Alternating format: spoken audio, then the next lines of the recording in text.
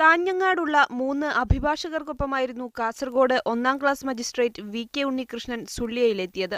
മദ്യപിച്ച് ഓട്ടോ ഡ്രൈവറുമായും പോലീസുമായും വഴക്കുണ്ടാക്കിയതിന് സുള്ളിയ പോലീസ് ഉണ്ണികൃഷ്ണനെതിരെ കേസെടുക്കുകയായിരുന്നു. കാസർഗോഡ് നിന്നും കാറിൽ സുള്ളിയയ്ക്ക് പോയ സംഘത്തിൽ നിന്നും ഉണ്ണികൃഷ്ണൻ എന്തിന് ഓട്ടോറിക്ഷയിൽ യാത്ര ചെയ്തു എന്നത് സംശയമുണർത്തുന്നതാണ്.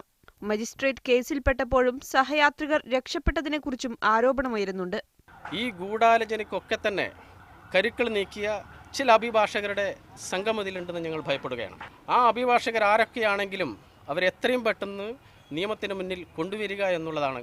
മജിസ്ട്രേറ്റിന്റെ യാത്രയും തുടർ സംഭവങ്ങളും അന്വേഷിക്കണമെന്നാവശ്യപ്പെട്ട് ഹൈക്കോടതി രജിസ്ട്രാർക്ക് പരാതി ലഭിച്ചിട്ടുണ്ട്. സംഭവത്തിൽ മനുഷ്യാവകാശ കമ്മീഷൻ അന്വേഷണത്തിന് ഉത്തരവിട്ടു. 3 ആഴ്ചയ്ക്കുള്ളിൽ റിപ്പോർട്ട് സമർപ്പിക്കണമെന്നാണ് ജില്ലാ പോലീസ് മേധാവിയുടെ ഉത്തരവ്.